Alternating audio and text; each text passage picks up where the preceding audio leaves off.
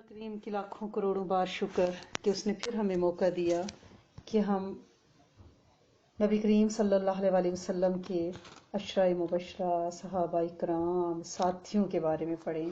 हम नबी करीम सल्लल्लाहु अलैहि वसल्लम के दामाद, दोहरे दामाद, ज़ुल्नुरैन, दो नूरों वाले और दो हिजरतों वाले, ज़ू हजरतैन, जिन्होंने हबशा भी हिजरत की हज़रत बीबी रुकैया के साथ और फिर मदीना मुनव्वरा भी हिजरत की, और हज़रत इब्राहीम और हज़रत लूत अलैहिस्सलाम के बाद ये नबवी घराने में ये कपल है, ये जोड़ा है, ये बाबरकत जोड़ा है जिन्होंने दो हिजरतें की।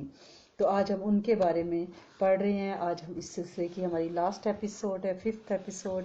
अल्लाह करीम हमसे इसको कबूल फरमाएं और सही सही बात करने की इंशाअल्लाह तौफीक अता फरमाएं और हमारी गलतियों को माफ़ फरमाएं, कमियों कोताहियों को, दानिस्ता नादानिस्तों को माफ़ फरमाएं।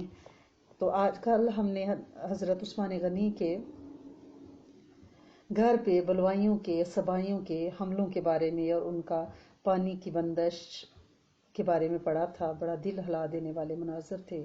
और आज उससे भी मुश्किल मरहला है कि मुगीरा बिन अखनस सहाबी हैं रज़ियल्लाहु ताला अन्हु, जब उन्होंने यह हालत देखी कि बलवाई जो हैं वो घर में घुसना चाह रहे हैं और हज़रत उस्मान गनी किसी भी सहाबाजादे को और सहाबी को लड़ने की इजाज़त नहीं दे रहे, तो वो बहुत बेताब हुए और अपने चंद साथियों को लेकर बलवाइयों के मुकाबले पर आए और लड़कर शहीद हो गए। इसी तरह हज़रत अबू हुरैरा भी ये कहते हुए कि या कौम मालिया अदऊकुम इलल निजात व तदऊननी इलन नार, लोगों मुझे क्या हुआ है, मैं तुमको निजात की तरफ बुलाता हूँ और तुम मुझे आग की तरफ बुलाते हो। ये पढ़ते हुए बलवाइयों पर टूट पड़े। जब हज़रत उस्मान गनी को खबर मिली तो उन्होंने बाइसरार हज़रत अबू हुरैरा को वापस भेजा, लड़ाई से बाज रखने का हुक्म दिया।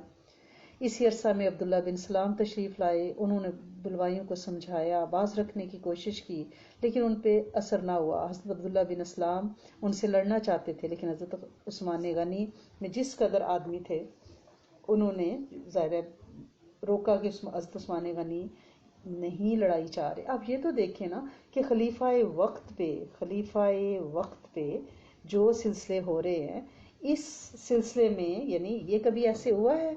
यानी आज दुनिया के छोटे छोटे से ये बादशाह हैं, छोटे छोटे खित्तों के आम दुनियादार से बादशाह हैं, तो इनके पास गार्ड हैं, फौज है, लेकिन हज़रत उस्मान गनी चाहते तो अपनी पावर को इस्तेमाल कर सकते थे। हज़रत अमीर माविया ने उनसे अर्ज़ किया था कि आप मेरे साथ शाम चलें, यहाँ आप सेफ नहीं है, मैं शाम से फौजी दस्ते भेजता हूँ आपकी हिफाजत के लिए, लेकिन आपने किसी भी चीज़ को कबूल नहीं किया कि मेरी वजह से कोई खून बहा जाए, नहीं।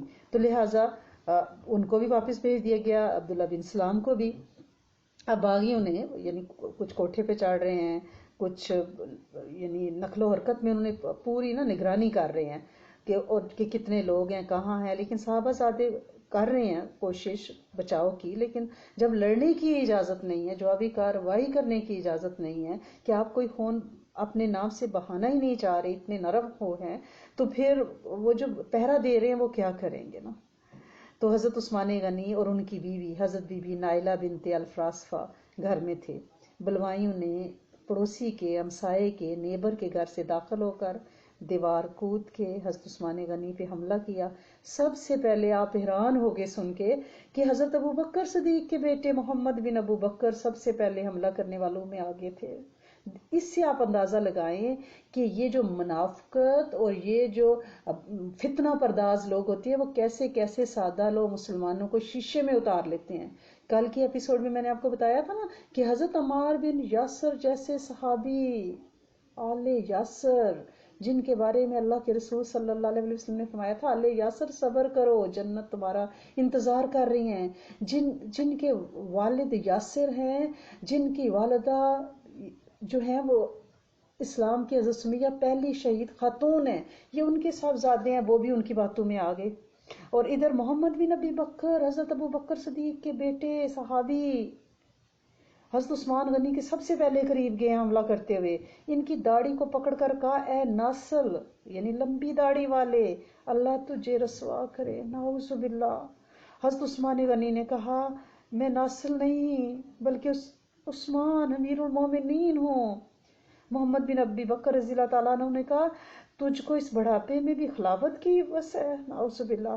حضرت عثمان غنی نے کہا کہ تمہارے باپ اگر زندہ ہوتے تو وہ میرے اس بڑھاپے کی قدر کرتے، اور میری اس داڑھی کو بھی قدر کی نگاہ سے دیکھتے اور اس طرح نہ پکڑتے۔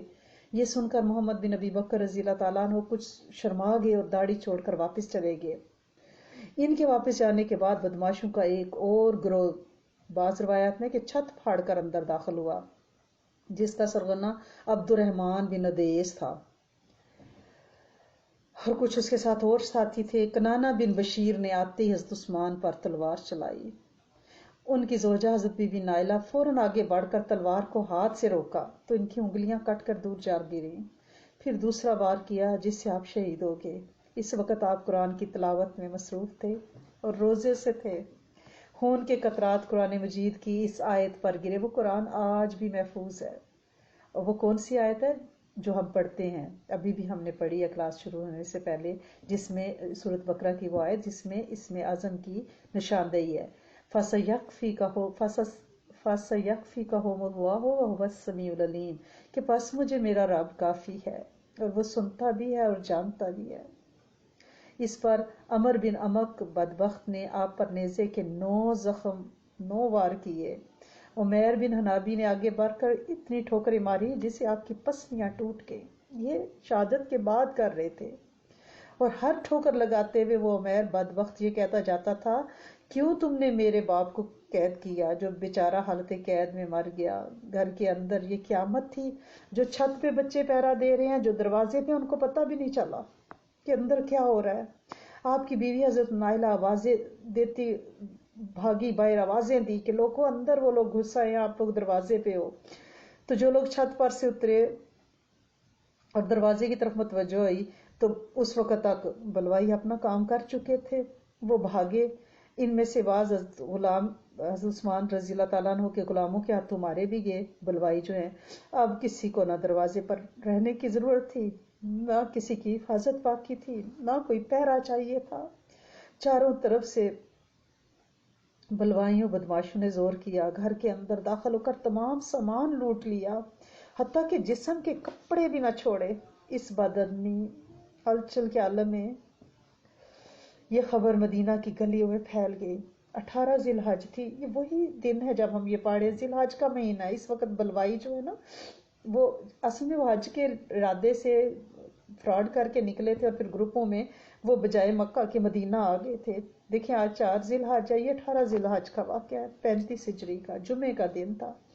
3 دن تک حضرت عثمان غنی کی لاش بے کور و کفن پڑی رہی، لاش 3 دن پڑی رہی۔ آخر حکیم بن حزیم، حضرت جبیر بن مطعم، یہ دونوں حضرت علی کرم اللہ کے پاس گئے اور انہیں دفن کرنے کی اجازت دی۔ رات کے وقت عشاء اور مغرب کے درمیان جنازہ لے کر نکلے۔ جنازے کے ساتھ حضرت زبیر، حضرت حسن، حضرت ابو جہم بن حذیفہ اور مروان تھے۔ بلوائیوں نے نماز جنازہ پڑھنے اور دفن کرنے میں رکاوٹ پیدا کرنے کی کوشش کی کہ ہم ڈیڈ باڈی چھین لیں گے، مگر حضرت علی کو معلوم ہوا تو انہوں نے سختی سے ان کو منع کیا۔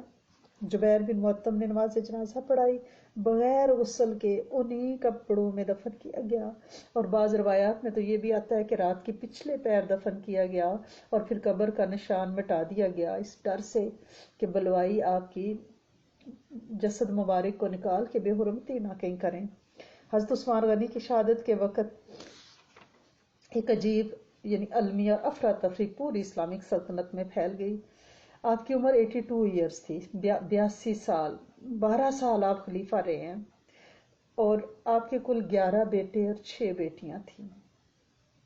حضرت عثمان غنی کی خلافت میں یہ سب کچھ ہوا ہے، اس پہ اگر نظر ڈالی جائے تو یہ بات سامنے آتی ہے، جو مفسرین یہ لکھتے ہیں، مورخین یہ لکھتے ہیں کہ حضرت عثمان غنی کیونکہ نرم مزاج تھے، حکومت کے انتظام کے لیے صرف نرم مزاجی تو کافی نہیں ہوتی نا، طاقت اور سختی کا اظہار بھی ہونا چاہیے۔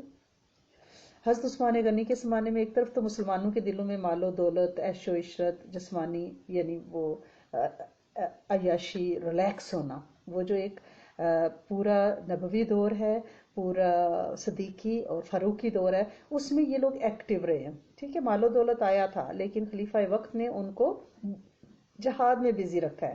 اور خلیفہ وقت کا روب، جب اقتدار والوں کا روب عوام کے دلوں سے کم ہو جائے نا تو پھر فتنے برپا ہوتے ہیں.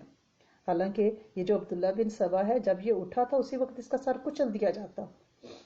تو یہ شہر شہر بستی بستی کوچا کوچا کریا کریا صوبہ صوبہ پھر کے اپنے فتنے کے پودے نہ اگاتا.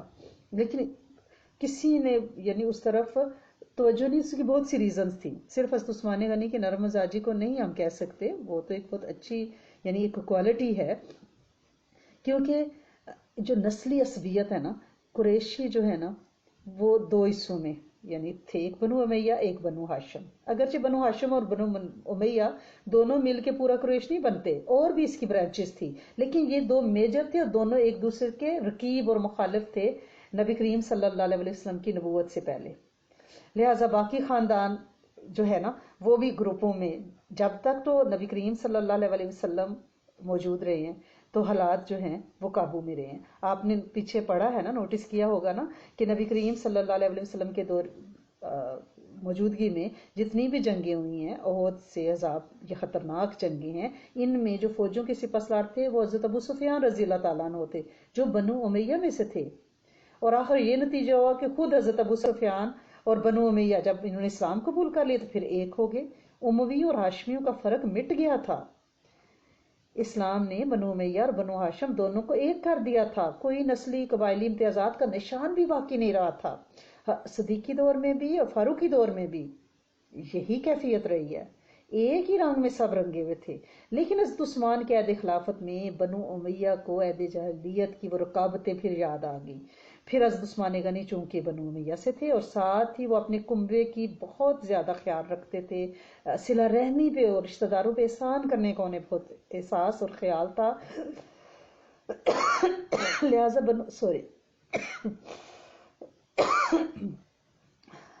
لہٰذا بنو امیہ مناف نے اس سے فائدہ اٹھایا، کیونکہ آپ صلہ رحمی کرنا چاہتے تو بنو امیہ نے خوب فائدہ اٹھایا. اور خلیفہ وقت کو بہانہ بنا کر انہوں نے، کیونکہ انہیں یہ لگا کہ یہ موقع ہے، اس سے ہاتھ ہم اپنے خوب رنگیں. اور سب سے بڑا جو نقصان ہوا ہے نا وہ مروان بن حکم کا امیر منشی بننا، آخری وقت تک بنا رہنا. اگر اسے انہیں وہ بلوائی صرف یہی چاہ رہے تھے کہ مروان بن حکم ہمیں دے دیں، لیکن اگر وہ نہیں دیا تو ظاہر ہے انہیں موقع مل گیا یہاں کھلواڑ کھیلنے کا. اور زیادہ تر جو صوبوں کی گورنریاں ہیں وہ بھی بنو امیہ کو مل گئی تھی، لہٰذا وہ پاورفل ہو گئے تھے. ٹھیک ہے. اور بنو ہاشم اور دوسرے قبائل کو بھی بنو امیہ کی ان کوششوں کا احساس تھا. حضرت عثمان غنی نے دانستہ یہ نہیں کیا، یہ بہتان ہے. یعنی ان کے اندر کوئی سازش، نعوذ باللہ کوئی پالیسی، کسی طرح کا ایسا نشان نہیں تھا. وہ نرم مزاج تھے، درگزر کرنے والے تھے، رشتہ داروں کے ساتھ نیک سلوک کرنے والے تھے. بنو امیہ نے اس سے فائدہ اٹھایا. نو مسلم تھے اور انہوں نے ان سے فائدہ اٹھایا. تانسان بھی تھے، انہیں تھا کہ ہماری یہ حکومت ہے. اور کیونکہ حضرت ابو بکر صدیق، حضرت فاروق اعظم بہت یعنی سخت ایڈمنسٹریٹر تھے، وہاں تو کسی کو جرت نہیں ہوئی. اور یہ جو مروان بن حکم چچا زاد آپ کا بھائی آخری وقت تک میرے منشی رہا، تو لہٰذا وہ روحانیت میں انتہائی ناقص شخص تھا. لہٰذا اس نے بہت زیادہ نقصان پہنچایا حضرت عثمان غنی کی خلافت کو. لیکن یہ سب تکوینی امور کے ساتھ تھا. حضرت عثمان غنی کے دور میں بہت فتوحات بھی ہوئیں. آپ نے بہت سے مدرسے، سڑکیں بنوائیں، زراعت کے کام کیے، صنعت و حرفت کے کام کیے. شروع کے 6 سال بہت ترقی ہوئی.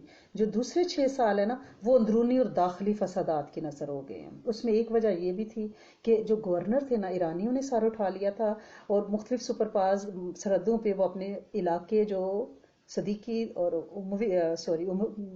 فاروقی دور میں فتح ہوئے تھے وہ واپس لینے کی انہوں نے کوشش کی. تو جو عمال تھے نا، گورنر تھے، وہ ادھر بزی ہو گئے، لہٰذا اندرونی سازشوں کی طرف وہ زیادہ دھیان نہیں دے سکے. اب یہ آپ دیکھیں کہ عبداللہ بن سبا جو ہے اس کی منافقت زیادہ تھی یا نبی کریم صلی اللہ علیہ وسلم کے دور میں جو چیلنج آئے ہیں ان کو اگر آپ دیکھیں، اس مبارک دور میں بھی منافق یہودی عبداللہ بن ابی وہ زیادہ خطرناک تھا یا عبداللہ بن سبا بڑا منافق تھا؟ لیکن یہ کہا جا سکتا ہے عبداللہ بن ابی کو اپنی شرارت امیز منصوبوں میں کامیابی حاصل نہیں ہوئی، وہ نامراد اور ناکام اس لیے رہا کہ کیونکہ نبی کریم صلی اللہ علیہ وسلم موجود تھے۔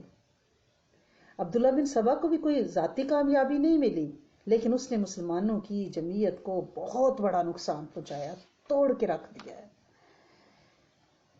حضرت عثمان غنی جب شہید ہو گئے، ان کو دفنایا جا چکا، تو لوگوں نے کہا کہ بھئی اب تو بھاگے یہاں سے بلوائیوں نے، لیکن عبداللہ بن سبا بھیس بدل کے پہنچ چکا تھا اور سامنے نہیں آیا۔ اس نے لوگوں کو کہا کہ جاؤ باری باری حضرت علی کرم اللہ وجہہ کے پاس، حضرت زبیر بن عوام کے پاس، حضرت طلحہ کے پاس، ان سے کہو کہ وہ بیعت کروا لے، کوئی ایک ان میں سے خلیفہ بن جائے۔ یعنی جتنے باغی یہاں مدینہ منورہ میں داخل ہوئے ہیں نا، حضرت عثمان کو تو انہوں نے روک دیا تھا مسجد میں نہیں آئے، اسی روز سے مدینہ میں ان کی حکومت تھی۔ جب سے حضرت عثمان غنی جو ہیں وہ قید تھے، اپنے گھر میں نظر بند تھے، تو یہ معاصرہ بلوائیوں کی ظالمانہ حکومت تھی۔ اور آپ کی شہادت کے بعد تقریباً ایک ہفتے تک غافقی بن حرب بلوائیوں کا جو سردار ہے نا، اس کا حکم جاری ہوتا رہا مدینہ میں، وہی نمازوں کی امامت کرتا ہے۔ میں کہتی ہوں ظلم تو دیکھیں، حد تو دیکھیں کہ حضرت عثمان غنی کو شہید کر کے اور وہ مدینہ کے حاکم بنے ہوئے ہیں، وہاں پہ نمازوں کی امامت، اور وہ بھی مسجد نبوی حجرہ مبارک کے پاس کروا رہے ہیں۔ اور ان بلوائیوں میں بعض لوگوں نے سوچا کہ حضرت عثمان تو شہید ہو چکے، اب ہم بھاگ جاتے ہیں، لیکن عبداللہ بن سبا نے یہ چلاکی کی، اس نے کہا اگر اس طرح تم لوگ بھاگے نا تو تمہیں باغی سمجھ کے قتل کر دیا جائے گا جس صوبے میں جاؤ گے، کیونکہ سارے عموی اعمال ہیں، لہٰذا یہاں کسی کو خلیفہ بناؤ تاکہ اس خلیفہ کے ذہن میں ہو کہ مجھے خلیفہ بنایا، وہ تمہارے لیے کوئی ایسے آرڈر جاری نہ کر سکے۔ لہٰذا عبداللہ بن سبا اور اس کے سارے جو وڈیرے ہیں، جو اس کا اپنا پروردہ خاندان ہے، انہوں نے یہ کیا کہ انہوں نے ہر ایک کے پاس بھیجا بندہ، حضرت طلحہ، زبیر، حضرت علی کرم اللہ وجہہ، تو انہوں نے کہا ہم تو بالکل بیعت نہیں کرتے، انہوں نے کہا سوال ہی پیدا نہیں ہوتے، سب نے انکار کر دیا۔ آخر عبداللہ بن سبا نے یہاں ایک اور تدبیر سوچی، اس نے سارے مدینہ میں ڈنڈورا پٹوا دیا کہ اہل مدینہ اگر 3 دن کے اندر کوئی خلیفہ نہیں بنائیں گے تو ہم 2 دن کے اندر تو ہم حضرت علی، حضرت طلحہ اور زبیر تینوں کو قتل کر دیں گے۔ یہ اعلان سن کر مدینہ والوں کے تو ہوش اڑ گئے، وہ بے تابانہ اپنے گھروں سے نکلے، حضرت علی کے پاس گئے، باقی حضرات کے پاس گئے، وفود جمع ہو کے ان کے دروازوں پہ بیٹھ کے ہر ایک نے انکار کر دیا اور کہا کہ ہم اس حالت میں یہ خونی مسند نہیں لیں گے، ابھی یہاں پہ ناحق خون بہا ہے۔ تو حضرت علی نے بہت انکار کیا، لیکن لوگوں نے کہا کہ پھر وہ تینوں کو شہید کر دیں گے۔ لہٰذا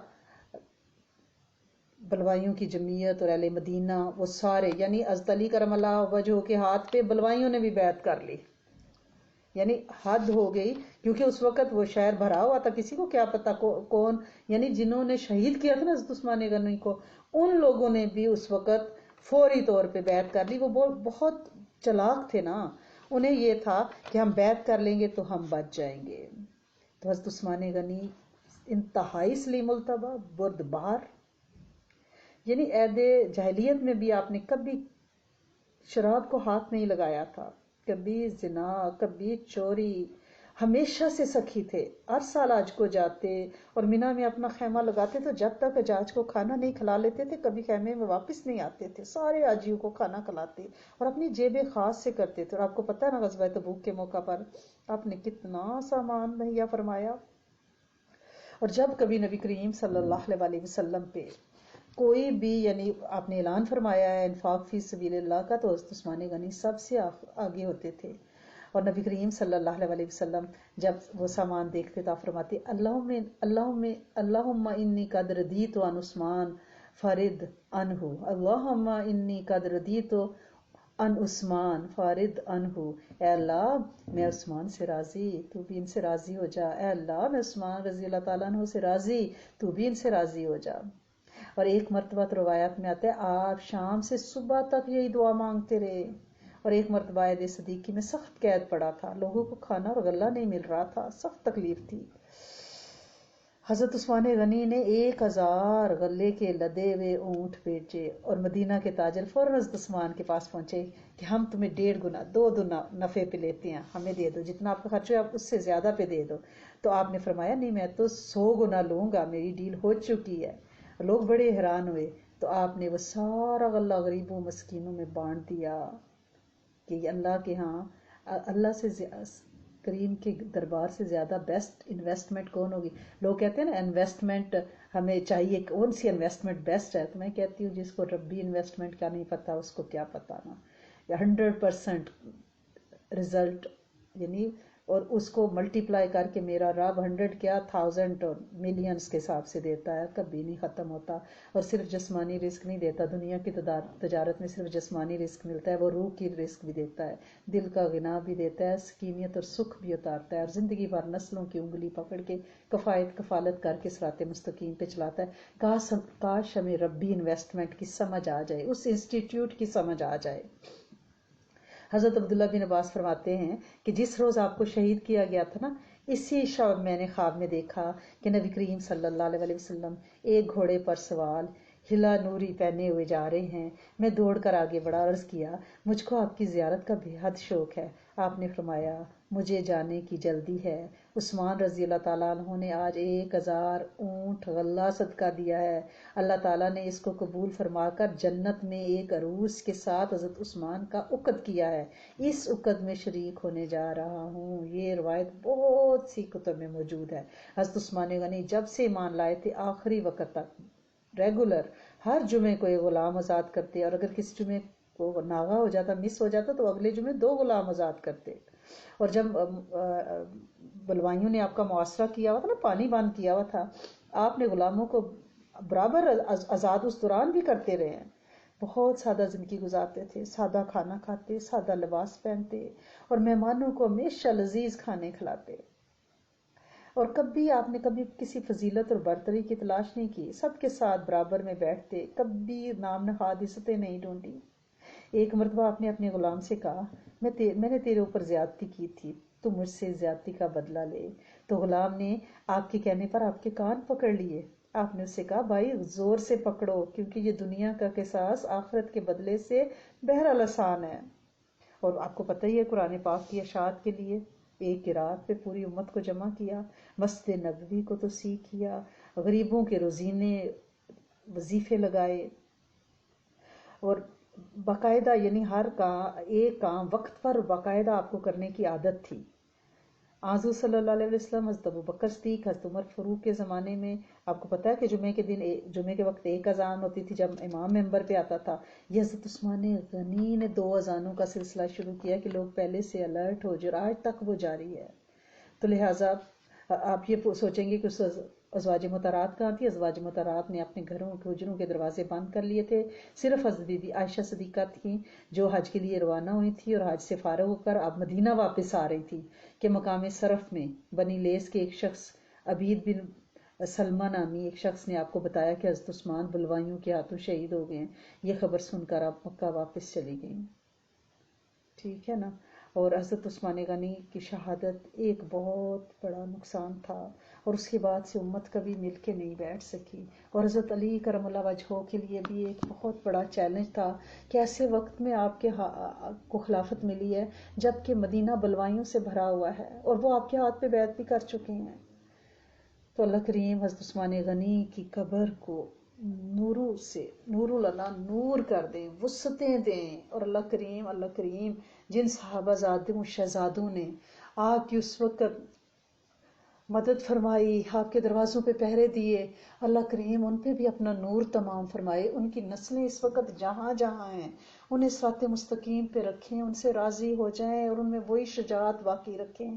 اور اللہ کریم حضرت علی کرم اللہ وجہہ پہ بھی لاکھوں کروڑوں رحمتیں نازل فرمائیں، اور اللہ کریم سارے صحابہ زادوں، تابعین، تبع تابعین، اولیاء اللہ، ان کی قبروں، ان کی نسلوں کو نورانی بنائیں۔ اللہ کریم ان کی کفایت اور کفالت فرمائیں، اس دیس میں بھی اور اس دیس میں بھی۔ کچھ دن پہلے ہم نے کچھ ٹپس پڑھے تھے، جو ناراض ہو جائے اس کو راضی کرنے کے لیے، تو لوگوں کا اچھا فیڈ بیک آیا۔ تو کچھ اور لوگوں نے اپنے مسائل بتائے، جس میں سب سے بڑا مسئلہ جو میرے پاس پہنچ رہا ہے، وہ گھٹنوں کا درد ہے اور کمر کا، ڈسک کے اور لور بیک کے کی تکلیفیں ہیں، کہ اس کے لیے کوئی ہلکے پھلکے سے ذکر، کوئی ٹپس جسمانی روحانی بتائیں. جی بالکل، بہت زیادہ ٹپس ہیں، اور واقعی یہ اس وقت بہت بڑا مسئلہ ہے. سب سے پہلے تو ہمیں یہ احتیاط کرنی ہے کہ ہم ہلکی پھلکی ایکسرسائز کو اپنی عادت بنائیں. پینڈیمک کی وجہ سے واک، باہر جانا، پارکس میں پھرنا، معلوم والا سارا ڈرامہ اللہ پاک نے ہمارا بند کروا دیا ہے. اس کی بڑی رحمت ہوئی ہے کہ عورت جو ہے وہ ٹک کے گھروں میں بیٹھی ہے، بلکہ مرد بھی بیٹھ کے، اور ایک فیملی ٹائم کا ہمیں اللہ پاک نے موقع دیا ہے. اللہ کریم اس میں برکت ڈالے اور پینڈیمک کو عافیت کے ساتھ بھگتا دیں انشاءاللہ. تو ہلکی پھلکی گھر کے اندر آپ ایکسرسائز کو عادت بنائیں. آن لائن آپ جا کے دیکھیں، سینئرز کی ایکسرسائزز ہیں، ینگ کی ہیں، جو بھی آپ ایج ہے، تھوڑی سی ایکسرسائز ضرور کریں. اپنے بیک یارڈ وغیرہ میں اگر اللہ پاک نے یہ موقع دیا ہوا ہے تو آپ واک کریں، اپنے ذکر واک کرتے ہوئے اپنا وزن کم کرنے کی کوشش کریں. اور اس کا طریقہ یہ ہے کہ کل بھی ہم نے بات کی تھی کہ کم کھانا ہے، آج بھی ہم تھوڑی کم کھانے پہ بات کریں گے. کاربز اور شوگر آپ کم کریں، کسی بھی شیپ میں یہ چیزیں نہ لیں، یہ ہمارے لیے نقصان دہ ہیں، کیونکہ یہ ان لوگوں کے لیے ہیں جو جسمانی کام کرتے ہیں.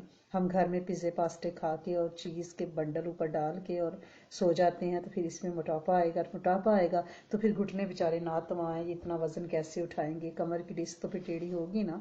تو بہرحال جو بھی جن کے ایشو ہے یہ عمر کے ساتھ بھی ہو جاتا ہے. اور اسپیشلی یہاں کا جو موسم ہے سرد اور گرم، یعنی دن میں اگر تھوڑی سی گرمی ہے تو شام اتنی ٹھنڈی ہو جاتی ہے، تو پھر آگے سنو کا سیزن آ جائے گا. تو یہ ویدر بھی جو ہے نا یہ ہمارے گھٹنوں اور کمر کے پرابلمس کے لیے ہے. تو ایک آسان سی جو ٹپ ہے جسمانی، وہ کیا ہے؟ دار چینی، لونگ اور سبز الائچی، یہ 3 چیزیں آپ لیں. شام کو ہلکی آنچ پہ آپ رکھ دیں، اس کو کافی دیر پکنا رہنے دیں، اور یہ آپ نے سوتے وقت گھونٹ گھونٹ پی لیں. اس کے بعد آپ نے پانی نہیں پینا، ٹھیک ہے نا. یہ آپ کے انشاءاللہ گھٹنوں کے درد کے لیے بہت مفید ہے. اکثر لوگوں کو گھٹنوں کا درد کی جو شکایت آئی ہے وہ یہ ہے کہ لیمو نہ لیں. یہ جو کھٹائی ہے نا یہ آپ کے گھٹنوں کے درد کے جو گیپ ہے نا سادہ سی زبان میں اس کو بڑھا دیتی ہے. آپ لیمو کا استعمال، اسپیشلی ان دنوں ہم یعنی ہر چیز میں لیمو بہت زیادہ استعمال ہوتا ہے. یعنی آپ چکن بھی بیک کر رہی ہیں تو اس میں لیمو ہے، آپ چاٹ بھی بنا رہی ہیں تو اس میں لیمو ہے، فروٹ چاٹ بھی ہے، یعنی کچھ بھی کر رہے ہیں، سالن بن رہا ہے، سیلیڈ بن رہا ہے، لیمو لیمو لیمو. تو یہ لیمو ہر ایک کو سوٹ نہیں کرتا، لہٰذا آپ کوشش کریں کہ لیمو کا کچھ دن بند کر کے آپ دیکھیں تو آپ کے گھٹنوں کے درد کو انشاءاللہ بہت بہت فائدہ ہوگا. ٹھیک ہے. قرآن کی جو آخری 6 صورتیں ہیں نا، سورت کافرون سے ناس تک، بیسٹ آف دا بیسٹ ہیں آپ کی کمر اور گھٹنوں کے درد کے لیے. میں کہتی ہوتی ہوں یہ اینٹی بایوٹک ہے، الحمدللہ رب العالمین. اللہ کریم نے ہمیں روحانی اینٹی بایوٹک دیا ہوا ہے، لہٰذا آپ آخری 6 صورتوں کو اپنی ہر نماز میں پڑھیں. ٹھیک ہے نا. ایک رکعت میں بھی 6 صورتیں پڑھ سکتی ہیں، وقت کم ہو تو 3 ایک رکعت میں، 3 دوسری رکعت میں. آخری 6 صورتیں پکی یاد کریں اور انہیں ضرور پڑھیں.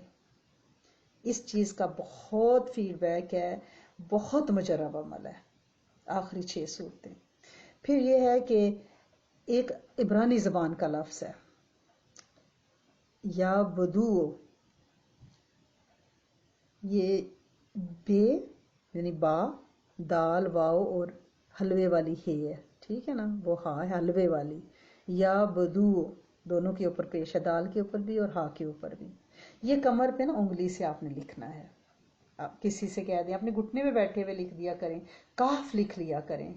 جو سورت کاف ہے نا، اصحاب کاف کو اللہ پاک نے اس غار میں، کہف نامی غار میں کئی 100 سال تک محفوظ رکھا تھا. تو حفاظت جہاں درکار ہونا تو وہاں انگلی سے اگر کہف بھی لکھ لیا جائے تو اس کا فائدہ ہوگا. یا بدو اگر لکھنے میں آپ کو مشکل ہو نا تو کیف، کیاف، ہاف، فے، ٹھیک ہے نا، تو یہ کہاف آپ لکھ لیا کریں 3 مرتبہ.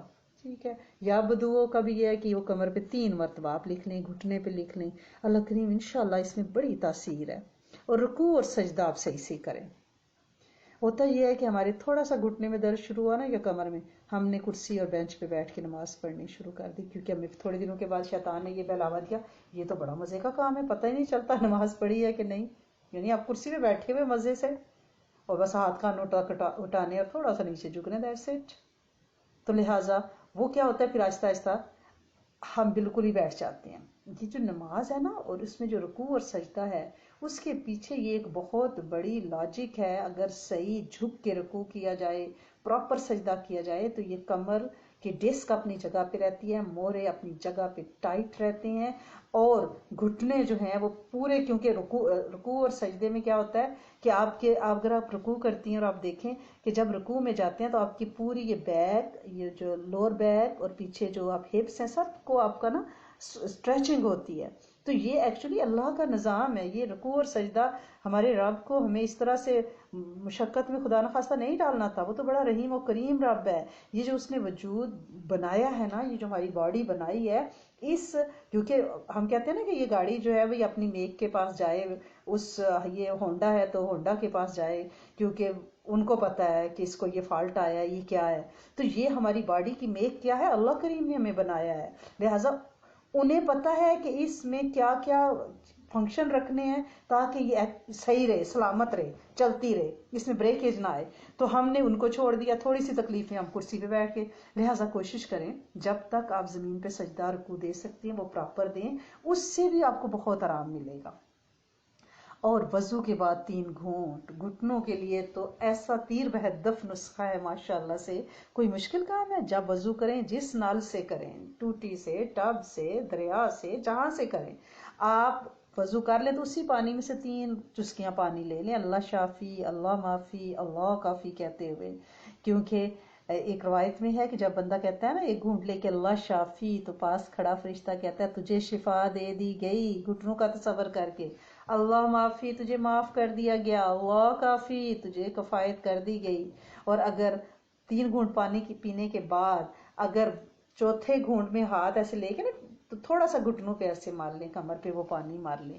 دیکھیں وضو انسان کو عبادت کے قابل بناتا ہے، اور جو پانی اس کو وضو کے قابل بناتا ہے وہ کتنا معتبر ہے. تو ہمیں تو ٹونو ٹوٹکوں کی ضرورت نہیں ہے، ہمارے تو وضو کے پانی میں ہی ساری شفائیں رکھی ہوئی ہیں. ٹھیک ہے نا. اور سورۃ الانعام کی آیت نمبر 45، فَقُطِعَ دَابِرُ الْقَوْمِ الَّذِينَ ظَلَمُوا وَالْحَمْدُ لِلَّهِ رَبِّ الْعَالَمِينَ. یہ آیت نمبر 45 ہے. اس کو اگر ہر نماز کے بعد 45 دفعہ اپنے گھٹنوں کی، کمر کی نیت کر کے پڑھ لیا جائے، لیکن وہ بات آپ نے نہیں بھولنی بالکل کسی بھی عمل میں. اول آخر درود شریف اور دعا اپنی ذات کے لیے مانگ کے پہلے، اپنے بچوں، نسلوں کے لیے، پھر پوری امت کے جن و انس، قیامت تک کی نسل، سب کے لیے مانگنی ہے. جتنی بڑی دعا ہوگی اتنی ہی بڑی تاثیر ہوگی. اور اپنے گھٹنوں پہ میں نے کل بھی آپ سے ریکویسٹ کی تھی کہ آپ تیل ضرور استعمال کریں، اور اگر کافرون کا تیل ہو اور اس کے اوپر 1001 مرتبہ آپ نے سورۃ کافرون پڑھی ہو آلیو آئل کے اوپر، تو انشاءاللہ کافرون 1001 بار بما تسمیہ اول آخر درود شریف کے ساتھ، تو وہ تیل تو اتنا ماشاءاللہ سے مجرب ہے کہ کسی بھی قسم کا درد جہاں پہ لگایا جائے تو آپ اپنے گھٹنوں پہ کمر میں تھوڑا سا تیل، وہ کافرون والا تیل، اگر مینس کہ آپ پہ ہے، اگر آپ کو آلیو آئل ہے، سرسوں کا تیل ہے، آلیو آئل بیسٹ ہے، کوکونٹ آئل ہے، آپ اس پہ کر کے اور وہ اپنی کمر پہ اور گھٹنوں پہ تھوڑا سا مساج کر لیا کریں. اللہ کریم انشاءاللہ مکمل شفاؤں عطاؤں کو متوجہ فرمائیں گے. اور جب بھی دعا مانگیں امت کی نیت سے مانگنی ہے، اس سے پتہ کیا ہوگا، اس سے آپ کو زیادہ شفائیں انشاءاللہ ملیں گی، رب راضی ہو جائے گا، اور ذکر کی توفیق بھی ملے گی، اور سجدے زمین پہ ملیں گے. اللہ پاک سے یہ دعا کیا کریں کہ اللہ کریم مجھ سے سجدوں کی نعمت نہ چھیننا، مجھ سے زمین واپس نہ لینا. کیونکہ یہ جو زمین ہے نا، یہ چھن جائے گی تو پھر کیا مزہ رہے گا. کہ ایک ہی تو کام ہے جو دنیا میں ہم کسی اور کے سامنے نہیں کرتے، کسی کے سامنے نہیں کرتے، کہ اپنی پیشانی، اپنا ناک نہیں رگڑتے زمین کے اوپر، کسی کے سامنے رکوع کی شکل میں بو نہیں کرتے، کورنش نہیں بجا لاتے. یہ ربی کام ہے، اسپیسیفک اللہ کریم کے ساتھ بندے کا ایک خاص رشتہ ہے. جیسے ہوتا ہے نا کہ ہمارے جو بچے ہوتے ہیں وہ ہم سے لاڈیاں کریں تو ان کو یہ ہوتا ہے کہ چومیں، ادھر سے پکڑیں، تو وہ کوئی اور وہ لاڈیاں نہیں، ہمارے بچے ہی ہماری اپنے لاڈلے ہی کر سکتے ہیں. تو بالکل یہ ہمارا رب کریم کے ساتھ ایک لاڈ ہے. یہ اس شکل میں کتنا پیار آتا ہے اللہ سونے کو کہ میرا بندہ میرے سامنے اپنا ماتھا رگڑے مٹی پہ، اپنے ناک رگڑے. ہم کہتے ہیں فلاں سے ناک سے نکیریں نکلوائی ہیں. تو یہ تو بڑا ایک وہ محنت مشقت والا کام ہے، مجاہدے والا، جو رب کے نزدیک ہے بڑی قدردانی ہے. تو اللہ پاک سے یہ مانگا کریں کہ اللہ کریم ہم سے یہ نہ چھیننا. اور ابھی میں نے بات کی ہے کہ اپنی ڈائٹ کا بہت پلیز خیال رکھیں، بہت خیال رکھیں. ایک صحابی حضرت عبد الواحد بن زید، انہوں نے قسم کھا کر فرمایا کہ اللہ تعالیٰ کسی شخص کی صفائی بغیر بھوکا رہنے کے نہیں کرتے، اور اس کی وجہ سے یہ وہی بھوکا رہنا ہے، یہ وہی روزے ہیں جن کی وجہ سے بزرگ پانی پہ چل جاتے تھے، ان کو تحیت الارض حاصل تھا۔ یہ عبد الواحد بن زید جو ہے نا، یہ حضرت امام غزالی کے قرب والے ہیں، اور احیاء العلوم میں حضرت امام غزالی نے ان کے ریفرنس سے یہ بات لکھی ہوئی ہے۔ آپ یہ دیکھیں کہ یہ بھوکا رہنا، روزہ رکھنا، کل میں نے آپ سے کہا تھا نا کہ یہ ربی صفت ہے، رب کے ساتھ مشابہت اختیار ہوتی ہے، اور ان دنوں روزے رکھنا، ایک روزہ 100 سال کا اجر لیے ہوئے ہیں۔ اور یہ تحیت الارض کیا ہے، یہ آپ نے اکثر بزرگوں سے سنا ہوگا، یہ خاص رفتار ہے جس کی وجہ سے اب چند قدم وہ بزرگ چلتے ہیں تو انہیں ہزاروں میل وہ طے کر لیتے ہیں۔ ہمیں یہ بات سمجھ نہیں آ سکتی، ہمارے دماغ بہت چھوٹے ہیں۔ یہ اولیاء کرام کی باتیں، اللہ کے دوستوں کی باتیں ہیں، اللہ کریم اپنے دوستوں کو نوازتے ہیں، کسی کے دل کی آنکھیں کھولتے ہیں، کسی کو تحیت الارض عطا فرماتے ہیں، کسی کو پانی پہ چلنے کی صلاحیت دیتے ہیں، کسی کو کھولتے ہوئے تیل میں ہاتھ ڈال کے نکالے تو ایسے لگتا ہے جیسے ٹھنڈے پانی سے نکالا ہے۔ یہ میرے رب کی محبتیں ہیں اور عطائیں ہیں اور انعامات ہیں۔ اولیاء کرام جو ہیں کھانے کو چھوڑ کر یہ مقام حاصل کر لیتے تھے۔ آپ اس کو یوں کہیں کہ وہ رزق چھوڑ کر رازق کو تلاش کر لیتے تھے۔ ان فاقوں سے انہیں وہ مقام ملا کہ آج دنیا اس کو ماننے پہ انکاری ہے۔ لوگ کہتے ہیں ہاں یہ کیسے ہو سکتا ہے؟ اللہ پاک نے کتنا اعلیٰ مقام دیا ہے کہ مخلوق کی عقل میں ہی نہیں وہ آ سکتا، وہم و گمان میں بھی نہیں آ سکتا۔ اور یہ جو مجاہدہ ہوتے ہیں نا، سیکریفائسز، یعنی نفس کی مخالفت، یہ بندے کو مقربین کی سیڑھی تک لے جاتی ہے، اللہ کے قرب میں لے جاتی ہے۔ اور مجاہدوں میں، سیکریفائسز میں سب سے بڑا مجاہدہ ترک لذات، لذتوں کو ترک کر دینا۔ حدیث مبارکہ میں ہے نا کہ زندگی لذتوں کو توڑنے والی ہے، مفہوم ہے۔ تو لذات کو توڑنا، تو ہم کھانے لذتوں کے لیے، چٹخاروں کے لیے تو کھاتے ہیں، ٹھیک ہے، لذات کا جو ترک ہے نا، یہ جو مجاہدہ ہے نا، اور روزے میں ساری لذتیں ترک ہو جاتی ہیں، زن و شو کے تعلقات ختم ہو جاتے ہیں، کھانا پینا ختم ہو جاتا ہے، ٹی وی دیکھنا ختم ہو جاتا ہے، سوشل میڈیا سے دوری ہو جاتی ہے، غیر محرم کو دیکھنا چھٹ جاتا ہے، تو یہ روزہ ہی تو ہے، یہ ترک لذات ہے۔ اور یہ ترک لذات جو ہے نا، یہ ایکچولی مقربین میں شامل کرتی ہے۔ یہ آپ نے کبھی سوچا ہے کہ یہ اولیاء اللہ جو ہیں، یہ جھونپڑیوں میں، یہ تنگ دستی کی زندگی انہوں نے کیوں قبولی ہوئی ہے؟ کیونکہ یہ اختیاری فقر ہے جو میرے نبی صلی اللہ علیہ وآلہ وسلم نے قبول فرمایا تھا۔ کیا آپ کے لیے دنیا کے خزانے نہیں مل سکتے تھے؟ نبی و آخر الزماں ہوں کہ اللہ پاک عرشوں پہ ملاقات کے لیے بنائیں، فرشتے آپ کے پیروں کے نیچے پر بچھائیں، تو ان کے لیے غربت اور فاقہ کے 3 ماہ تک جھولا نہ جلے۔ اس کا مطلب کیا ہے کہ یہ اختیار کیا گیا فقر تھا۔ ایک حدیث مبارکہ کا مفہوم ہے، آپ نے فرمایا کہ مجھ پر احد کے پہاڑ پیش کیے گئے سونے چاندی کے، لیکن میں نے ان کو انکار کیا۔ تو اگر نبی نے فقر اختیار کیا ہے تو اس کا مطلب ہے کہ یہ خواص کی نشانی ہے، جو خاص ہوتے ہیں ان کے پاس فقر ہوتا ہے۔ پیسہ عام ہے، ہر ایک کے پاس ہے، لہٰذا یہ عوام ہے۔ تو اگر فقر ہے تو اس پہ شکر ہے، اور اگر پیسہ ہے اور اس کے ساتھ اختیاری فقر، اختیاری مجاہدہ روزے کی شکل میں، یہ آپ کو قرب۔ میں یہ نہیں کہتی کہ پیسہ ہونا کوئی بری بات ہے، اگر مال ہے، طاہر طیب ہے اور اللہ کی راہ میں لگتا ہے، اور اس حالت میں بھی آپ اللہ کے بنے ہوئے ہیں، تو وہ اللہ کی بہت بڑی نعمت ہے کہ آپ دوسروں کے دکھ بانٹ سکتی ہیں، ٹھیک ہے نا۔ دیکھیں آپ تصویر کا آپ دوسرا رخ دیکھ لیں کہ یہی فاقہ اگر گاندھی کرے، مہاتما گاندھی بن جائے، لوگ اس کی پوجا کرنے لگ جائیں، ہندو، نعوذ باللہ۔ اور علامہ اقبال نے فرمایا، رشی کے فاقوں سے ٹوٹا نہ طلسم برہمن، یہ فاقوں سے برہمن کا طلسم نہیں ٹوٹتا۔ یہی فاقے اگر نبی کریم صلی اللہ علیہ وسلم کرے تو اللہ کریم خندق اور بدر میں مدد کے لیے فرشتوں کو بھیج دیں، اور صحابہ اگر کریں تو پوری دنیا پہ غالب آ جائیں۔ آپ صدیقی عثمانی دور دیکھیں، ابو بکر صدیق کا دور دیکھیں کہ کہاں کہاں پوری دنیا کے فاتح بن کے فاقوں کے ساتھ۔ اب یہ سوال پیدا ہوتا ہے یہاں پہ کہ ہمیں کیا مسئلہ ہے، ہم کیوں کم نہیں کھاتے، ہم کیوں ہر وقت صرف کھانے کا سوچتے ہیں، ناشتہ کرتے ہیں تو دوپہر میں کیا کھائیں گے، दोपहर का खा लेते हैं तो शाम में क्या बनेगा। यानी हमारा उठना बैठना सोना जागना, खाना खाना और खाना, कहाँ से आए हो खाना खा के आए हो, कहाँ जा रहे हो खाना खाने जा रहा हूं, क्या करोगे खाना खाऊंगा, यानी खाना खाना और कोई काम ही नहीं है। तो लिहाजा अपने ऊपर इस चीज को कोशिश करें कि अपने ऊपर मसलत करें।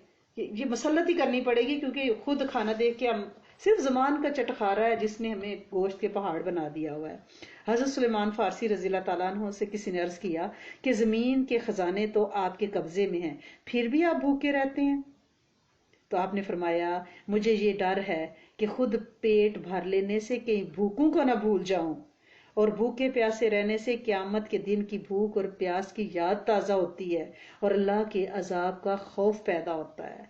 यानी जिसका पेट भरा हो उसे क्या पता हो। अभी मैंने एक आप लोगों से वीडियो कुछ लोगों से शेयर की थी, तो उसको देख के आंसू नहीं रुक रहे थे, क्योंकि हमारे भरे हुए पेट होते हैं, हमें पता ही नहीं है कि फाका है क्या। मैं आपको वो वाकया सुनाया करती हूँ ना कि जब मैं यहाँ पे यार्क यूनिवर्सिटी से अपनी टीचिंग का लाइसेंस लेने के लिए, मेरा एडिशनल क्वालिफिकेशन कोर्स था, तो मुझे एक स्कूल में, इंटरमीडिएट स्कूल में एक माह के लिए ना जाना था, वहां पे काम करना था। तो मेरे साथ एक टीचर थी, तो वो रिमोट एरिया में से आई हुई थी और वो भी इसी ट्रेनिंग सेशन पे थी।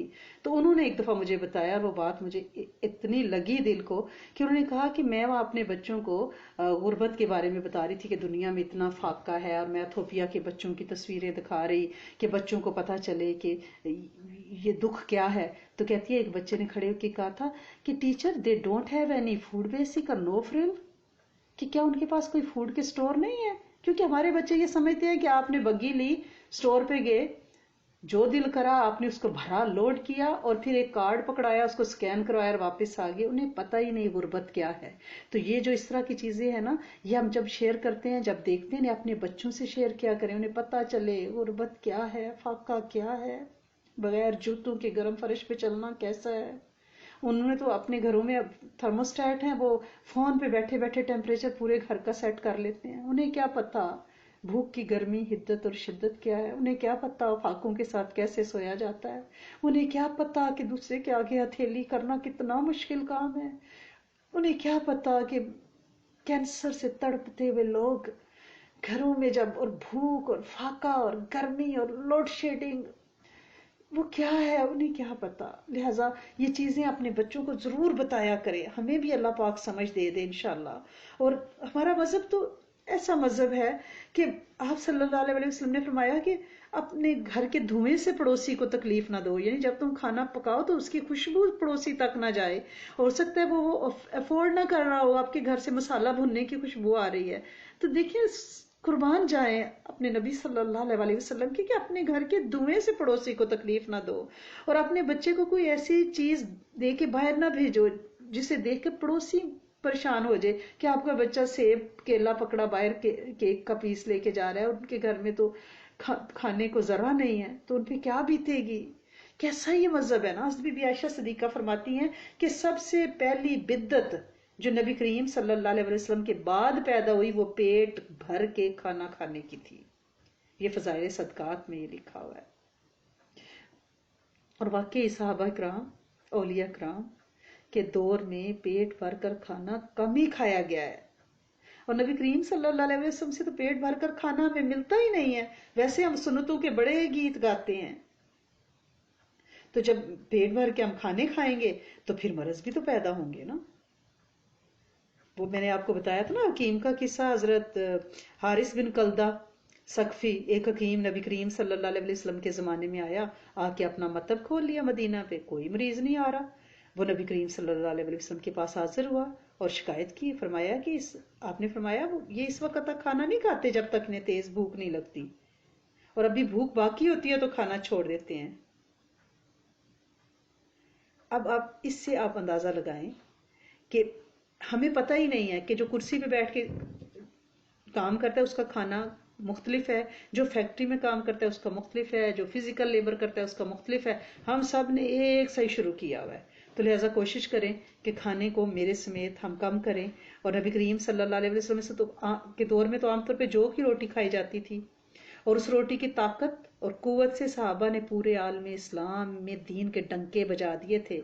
इसी जौ को शईर कहते हैं ना, اس کے بارے میں حضرت علامہ اقبال نے فرمایا ہے جہاں میں نان شعیر پہ مداوت قوت حیدری، کہ یہ جو کی روٹی سے ہی قوت حیدری بنی ہے، اور اس میں جو کوئی عام چیز نہیں ہے، فل آف انرجی ہے، اس میں سٹارچ ہے، فیٹس ہے، فائبر ہے، واٹر ہے، اس میں لہمیات ہیں ایون، اور جدید تحقیق کے مطابق یہ مقوی غذا ہے، اور ایسی مقوی ہے کہ اگر کانسٹیپیشن والا کھائے تو وہ بھی ٹھیک ہو جاتا ہے، اگر ڈائیے والا کھائے تو وہ بھی ٹھیک ہو جاتا ہے، سبحان اللہ تسکین دیتی ہے، اور دودھ میں پکائیں تو یہ انتہائی اعلیٰ درجے کی مقوی ہے بارلے جو ہے، اور دل کے مریضوں کو تو امریکن ہاسپٹلز میں، یہاں کینیڈا میں بارلے کھلایا جاتا ہے، اور بچوں کی جتنی بھی امراض ہیں لیور وغیرہ کی اس میں جو دیا جاتا ہے، اور جو اولمپک گیمز ہوتی ہیں نا دنیا میں، اس میں کھلاڑیوں کو جو کہ بارلے بریڈ دی جاتی ہے، بارلے کا سیریل دیا جاتا ہے تاکہ ان کی طاقت بڑھے، اور نبی کریم صلی اللہ علیہ وسلم نے تو اس کو اپنے دور میں اتنا متعارف کروایا ہے کہ یہ آنتوں کے السر کے لیے اگر صبح ناشتے میں کھا لیا جائے، کبھی معدے کی کوئی بیماری اور السر نہیں ہوتا، اور آپ صلی اللہ علیہ وسلم کے دور میں یہ کوٹ کے دودھ میں پکایا جاتا تھا، پھر تھوڑی سی شہد شامل کر لی جاتی تھی، اس کو دلیا کہہ لیں، اس کو تلبینہ کہا جاتا تھا، اور بندہ جتنا پرانا مریض ہو وہ 2 مہینے میں ٹھیک ہو کے بھاگتا پھرتا تھا، اور آج بھی یہ، اور یہ جتنے یورین کے جو ہے نا، لوگ اکثر کہتے ہیں کہ بھئی ہمیں انفیکشن ہو گیا ہے، یہ اس پیپ آتی ہے یورین میں، یہ آپ اس کو تلبینہ کھلا کے دیکھیں تھوڑی سی شہد ڈال کے، چند دنوں میں، اور یہ گردوں کی پتھری نکال دیتا ہے، سبحان اللہ، پرانی سے پرانی قبض اس دلیے سے ٹھیک ہو جاتی ہے، اور حضرت بی بی عائشہ صدیقہ سے روایت ہے کہ جو شخص نبی کریم صلی اللہ علیہ وسلم سے بھوک کی کمی کی شکایت کرتا کہ مجھے بھوک نہیں لگتی، آپ اسے تلبینہ کھانے کا حکم فرماتے، اور آپ صلی اللہ علیہ وسلم فرماتے تھے کہ خدا کی قسم جس کے قبضے میں میری جان ہے، یہ تمہارے پیٹوں کی غلاظتوں کو اس طرح اتار دیتا ہے جس طرح کہ تم میں سے کوئی اپنے چہرے کو پانی سے دھو لیتا ہے۔ اور پھر ایک اور چیز جو ہم مس کرتے ہیں وہ کیا ہے کہ کھانے کے دوران ہم ٹینشن میں کھاتے ہیں، تو کوئی ٹی وی لگا ہوا ہے، کوئی سوشل میڈیا، کوئی فون، کوئی میسیجز ساتھ ہو رہے ہیں اور کھانا کھا رہے ہیں اڑپ اڑپ، کانوں کے ساتھ ہیڈ فون لگے ہوئے اور کھا رہے ہیں، یہ لگتا نہیں ہے بندے کو۔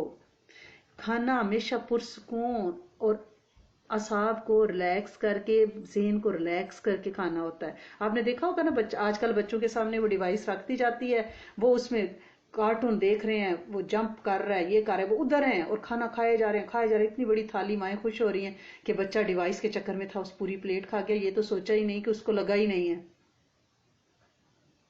وہ سمجھتی ہیں کہ ہم نے سکسیسفلی اس کو کھانا کھلا لیا ہے۔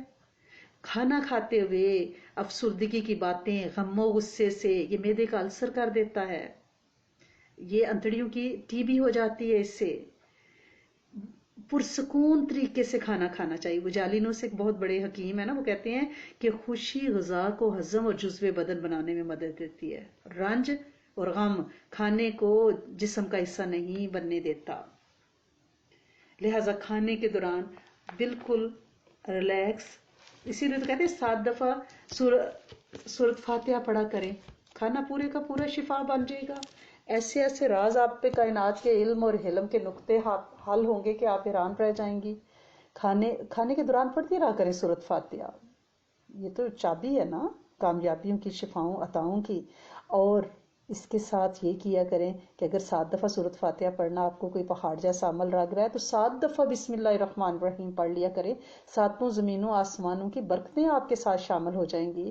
کھانے کے بعد 3 دفعہ سورۃ قریش ضرور پڑھا کریں، جب کھانا کھانے کی دعا پڑھ لیں تو اللہ کریم انشاءاللہ ہمارے دسترخوانوں کو بھی بہتر بنائے۔ دسترخوان کی بات اس لیے کرتے ہیں کہ ہمیں پتہ ہو کہ سنت نبوی کیا ہے۔ یہ اس جو لیکچر ہے اس کے دوران ہم سنتوں کی بات اس لیے کرتے ہیں کہ اگر ہمیں جینا مرنا نہیں آئے گا مسلمان ہو کے تو پھر کیا فائدہ، صرف کلمہ پڑھنے سے بات نہیں بنے گی نا، پورے کا پورا ہمارا زندگی کا سارا لایا عمل وہ اسلام کے مطابق، سنت کے مطابق ہونا چاہیے۔ ہم کھائیں پیئیں لیٹیں اٹھیں اوڑھیں پہنیں چلیں، سب کچھ اسلام کے مطابق ہونا چاہیے، کیونکہ قرآن میں ہے کہ اسلام میں پورے کے پورے داخل ہو جاؤ۔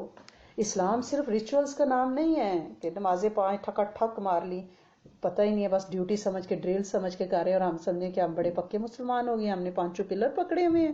نہیں، ہمیں پورے کا پورا اسلام میں انشاءاللہ داخل ہونا ہے۔ تو اللہ کریم ہم سب کی اصلاح فرمائیں، ہم سب پہ اپنی رحمتیں فضل اور کرم فرمائیں، اور اس عشرے کی خصوصی رحمتیں ہم پہ، ہمارے گروپس پہ، سب پہ نازل فرمائیں، امت کے جن و انس پہ انشاءاللہ نازل فرما دیں۔ اللہم انی اسألک واتوجہ الیک بنبینا محمد صلی اللہ علیہ وآلہ وسلم، نبی رحمتی یا محمد انی اتوجہ بک الی ربک ان تقضی حاجاتی۔ یا اللہ یا رحمان یا رحیم، یا اللہ یا عظیم یا سلام یا قہار، واللہ غالب علی امرہ، اللہم فقہنا فی الدین۔ اللہ سونے ہمیں دین کی سمجھ عطا فرمائیں، ہمارا آسان حساب لیں بلکہ حساب لیں نہ، بے حساب جنت میں داخل فرما دیں پوری امت کے ساتھ۔ اللہ کریم ہمارے دلوں کو اللہ کریم اپنی اطاعت کی طرف پھیر دے۔ اللہ کریم ہمیں سیدھا راستہ دکھائیں، ہمیں کسی بھی شرور کی محفل سے، فرد سے، عمل سے بچا کے رکھیں۔ اللہ کریم ہمیں موت کی سختیوں، سکرات، نزع فضا کی تکلیفوں سے بچا کے رکھنا۔ اے میرے سونے مالک، تجھے معاف کرنا اچھا لگتا ہے، تجھے پسند ہے، اللہ سونے ہمیں معاف کر دیں، ہمیں معاف کر دیں، ہماری نسلوں کو، ہمارے آباء کو، پوری امت کو معاف کر دیں۔ اے میرے کریم مالک، ہم تجھ سے ہدایت چاہتے ہیں، تجھ سے تقوی چاہتے ہیں، تجھ سے دل کا غنا چاہتے ہیں، دست کی کشائش چاہتے ہیں، قلب کی کشائش چاہتے ہیں، زبان کی گرہ خیر کے کاموں کے لیے کھولنے کی درخواست کرتے ہیں۔ میرے کریم مالک، ہمیں نفع والا علم دینا، ہمیشہ ہمارے ہر عمل کو خیر کے ساتھ قبول فرمانا، اور میرے کریم مالک ہمارے رزق کو پاک رکھنا، ہماری نسلوں کی جڑوں میں سدا پاک رزق ڈالنا، رزق حرام سے بچا کے رکھنا۔ اے میرے کریم مالک، بڑھاپے میں ہمارا رزق ضرور بڑھانا، عمر کے آخری حصے میں غربت اور فاقوں سے بچانا۔ اللہ کریم بڑھاپے میں ایک تو بڑھاپا، بیماریاں، اکلاپا، اور اگر مال بھی نہیں ہوگا تو ہمارے اپنے بھی ہمیں چھوڑ جائیں گے۔ میرے کریم مالک، غربت اور بڑھاپے اور زندگی کے آخری پہر میں تیرے حبیب نے بھی انتہائی کی برسنی میں مال کی دعا مانگی ہے۔ عمر کے ٹوٹتے اور منقطع ہوتے وقت نبی کریم صلی اللہ علیہ وسلم نے فرمایا، اللہم اجعل اوسع رزقک علی عندک برسنی وانقطاع عمری، کہ اللہ کریم میرا رزق جو ہے وہ بڑھاپے میں اور عمر کے آخری حصے میں بڑھا کے رکھنا، جب عمر منقطع ہونے لگے۔ اللہ سونے حلال سے ہماری کفالت فرمائیں، حرام سے بچائیں، اور اپنے فضل سے ہمیں غنی کر دیں۔ اے میرے کریم مالک، جو تو نے ہمیں علم دیا ہے، اپنے علم میں سے جو رمق عطا فرمائی ہے، اللہ کریم اس کا نور آگے بڑھے اور ان چراغوں سے چراغ جلتے چلے جائیں۔ اللہ کریم زد فزد، اللہ کریم زد فزد، اللہ کریم زد فزد۔ اے میرے کریم مالک، ہمیں برے اخلاق سے بچانا، اللہ کریم کسی ایسی بیماری سے بچانا جس میں ہمارا 70 ظاہر ہو جائے۔ اللہ کریم ہماری آنچل شرم و حیا کی حفاظت فرمانا، شرم برم ہمارے اللہ کریم محفوظ رکھنا۔ اللہ سونے مسکینوں کے ساتھ رکھنا، فاقہ مستوں کے ساتھ اٹھانا، مارنا اور عشر بھی مسکینوں کے ساتھ کرنا۔ اے میرے کریم مالک، ہمارے نفس کی بھوک کو مٹا دینا، اللہ کریم ہمارے نفس کو بھر کے رکھنا، ہمارا من بھر کے رکھنا، اس کی غربت سے بچانا۔ اے میرے کریم مالک، اے میرے سونے آقا، اے میرے کریم مالک، ہم تجھ سے تیری محبت چاہتے ہیں اور ان لوگوں کی محبت چاہتے ہیں جو تجھے چاہتے ہیں۔ اللہ کریم اپنے محبت کرنے والوں کی محبت ہمیں عطا فرما دیں۔ اللہ کریم ہماری عزت و عفت کی حفاظت فرمائیں، ہماری نسلوں کی عزتوں کی، شرم و برموں کی حفاظت فرمانا، انہیں بہترین اخلاق دینا اور انہیں تقدیر پہ راضی بے رضا رہنے کی توفیق عطا فرمانا، انہیں شکوے شکایتوں والا نہ بنانا۔ اللہ کریم ہمیں فقر اور قلت اور ذلت سے بچانا، اللہ کریم ایسا نہ بنانا کہ ہم کسی پہ ظلم کریں یا کوئی ہم پہ ظلم کرے۔ اللہ کریم ظالموں میں نہ رکھنا، میرے کریم مالک، میرے سونے آقا، کسی بلا کی مشقت سے بچانا، بری تقدیر سے بچانا، برے فیصلوں اور گھڑیوں سے بچانا۔ ایسا نہ کر دینا کہ دشمن ہماری بے بسیوں پہ ہنسا کرے۔ میرے کریم مالک، جو نعمتیں تو نے دی ہیں دوام دینا، نعمتیں دے کے چھیننا نہ، زوال نعمت سے بچا لینا، عافیتوں کے پھر جانے سے بچا لینا، ہر طرح کی سختیوں سے بچا لینا۔ اے میرے مالک، ہمیں کبھی ہمارے نفس کے حوالے ایک لمحے کے لیے نہ کرنا۔ اللہ کریم، یہ نفس تو شرارت ہی سکھاتا ہے، ہمارے حال کو تو درست کر دینا، تیرے سوا کوئی ہمارے حالات کو درست کرنے والا نہیں ہے۔ میرے کریم مالک، ہم ایسے علم سے پناہ چاہتے ہیں جو ہمیں تکبر پیدا کرے۔ اللہ کریم ایسے دل سے پناہ چاہتے ہیں جس میں تیرا خوف نہ ہو۔ اللہ کریم ایسے نفس سے ہمیں بچا جو بھرے نہ، راضی نہ ہو۔ اللہ کریم ایسی دعا نہ دے جو قبول نہ ہو۔ اللہ کریم مستجاب الدعوات بنا دے۔ اللہ کریم مستجاب الدعواتی عطا فرمائیں۔ اللہ کریم مستجاب الدعواتی عطا فرمائیں۔ اے میرے سونے مالک، ہمیں ہماری نظروں میں چھوٹا رکھنا، دوسروں کی نظروں میں بڑھا کے رکھنا۔ اللہ کریم عزتیں دینا لیکن عاجزی عطا فرمانا، ہمیں شکر کرنے والا بنانا۔ اللہ کریم ہمیں صبر کرنے والا بنانا۔ اے میرے کریم مالک، ہمیں ماڈیسٹی عطا فرمانا۔ اللہ کریم ہمیں کشادہ کھلا لباس عطا فرمانا۔ اے میرے مالک، ہماری ظاہری چھپی ہوئے سارے گناہ معاف فرما دے، جو ہمیں پتہ ہیں ہمیں نہیں پتہ، سونے تو سارے معاف فرما دے، اور آخرت میں ہماری پوچھ نہ کرنا میرے مالک۔ اے میرے کریم مالک، اے میرے سونے آقا، تو حنان بھی ہے، منان بھی ہے، بدیع السماوات والارض، تو ذوالجلال والاکرام، تو رحمان، یا حی یا قیوم، سونے تیرے سونے سونے رام ہے، تو قہار رب ہے، ساری حمد تعریفیں تیرے لیے ہیں۔ اللہ کریم ہم سب تجھ سے جنت مانگتے ہیں، ہم جہنم سے پناہ چاہتے ہیں میرے کریم مالک، ہمیں جہنم سے پناہ دینا۔ اللہ کریم ہمارے اگلے پچھلے ظاہر باطن سارے گناہ چھپے ظاہر سب معاف فرما دے۔ اے میرے کریم مالک، ہمیں ایسے کاموں کی توفیق دے جو جنت کی طرف لے جانے والے ہوں۔ اے میرے کریم مالک، اس عشرے میں تیرا وعدہ ہے، جو تیرے وعدے ہیں اللہ سنے، تو نے قسمیں کھائی ہیں ان دنوں راتوں کی۔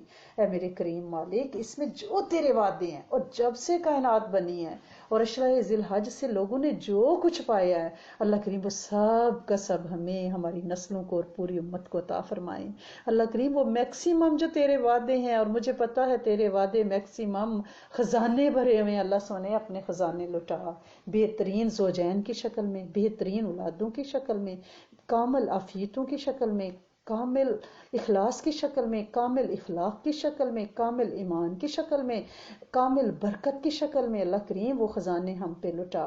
اے میرے کریم مالک، چہرے کی آنکھیں دیا، ہمیں دل کی آنکھیں بھی عطا فرما۔ اللہ کریم ہمیں نور بصیرت عطا فرمائے۔ اے میرے کریم مالک، اے میرے سونے آقا، اپنے علم میں سے علم کا قطرہ عطا فرمائیں۔ ایک قطرہ جو بخشے مینوں کم بن جاندہ ہے میرا۔ اللہ کریم تجھ سے علم کے قطرے کا سوال ہے، پوری امت کے جنوں انس کو دے۔ اللہ کریم ہمارے شیخ پہ رحم، اللہ کریم ان کی نسلوں پہ فضل اور کرم، اللہ کریم ان کے چینلز کی حفاظت، اللہ کریم ان کے قلم کی حفاظت، ان کے قدم کی حفاظت، اللہ کریم ان پہ اپنی شفائیں، اپنی عطائیں، اپنا فضل، اپنا کرم نچاور فرما، ان کی کفالت فرما۔ اور جتنے استادوں سے زندگی بھر ہم نے کوئی خیر کا بول سیکھا ہے، اللہ کریم ان کی یاوری فرمائیں، ان کے ساتھ فرشتوں کی نصرت کو لگائیں۔ اللہ کریم ان پہ سکینیت کی گھنی چھاؤں رکھیں۔ اللہ کریم انہیں دکھوں سے بچانا۔ اللہ کریم جتنے صدقات ان دنوں میں ہم لوگ کر رہے ہیں، جتنی قربانیاں ہو رہی ہیں، اللہ کریم جو خیر کے کام ہو رہے ہیں، اللہ کریم ان زکاتوں کو، ان صدقوں کو، اللہ کریم ان قربانیوں کو اللہ کریم ہم سے قبول فرمائے، ہماری نسلوں سے، ہمارے آباء سے، پوری امت کے جن و انس سے، ہمارے گروپ سے قبول فرما لیں۔ اللہ کریم راضی ہو جائیں، راضی برضا رہنے کی توفیق عطا فرمائیں۔ اللہ کریم جتنے لوگوں نے دعا کے لیے کہا ہے، اللہ کریم ہر بیمار کو شفا، اللہ کریم ہر آفت زدہ کی مدد، اللہ کریم ہر غریب کو اللہ کریم اپنے خزانوں سے غنا عطا فرمائیں، اللہ کریم ہر ضرورت مند کی ضرورت پوری فرمائیں۔ اللہ کریم کلمے کو کائنات میں پہنچانے کے لیے ہماری نسلوں کو قبول فرمائیں۔ اے میرے کریم مالک، ہمارے مال کو اپنی راہ میں قبول فرمائیں، ہمارے علم کو اپنی بندوں کے لیے قبول، بندیوں کے لیے قبول فرمائیں۔ اللہ کریم ہماری صلاحیتوں کو دین کے لیے قبولیں۔ اللہ کریم ہم قابل نہیں ہیں، ہمیں قبول فرمائیں، علت ذلت قلت سے حفاظت فرمائیں۔ اللہ کریم خیر کے کام میں چلائیں، بن مانگے وہ ساری دعائیں قبول فرمائیں جو خیر کی اللہ کے رسول صلی اللہ علیہ وسلم نے مانگی، ان سارے شرور سے پناہ عطا فرمائیں جن سے آپ صلی اللہ علیہ وسلم نے پناہ چاہی۔ اے میرے کریم مالک، اے میرے سونے آقا، انسانوں کی، مخلوق کی اللہ کریم محتاجی سے بچا کے رکھنا، اللہ کریم خیر کے لیے چلائے رکھنا۔ اے میرے کریم مالک، ہر دل کی ہر دعا عافیت سے قبول فرمائیں، جادو جنات نظر بد شرور سے حفاظت فرمائیں، بن مانگے نسلوں کو اللہ کریم اپنے خاص الخاص خزانوں سے جسمانی روحانی رزق، جسمانی روحانی صحت، جسمانی روحانی عافیتیں اللہ کریم خاص الخاص خزانوں سے ہر ایک کو بھر دیں، ہر مانگنے والے کی جھولی کو بھر دیں، ہر ایک پہ اپنی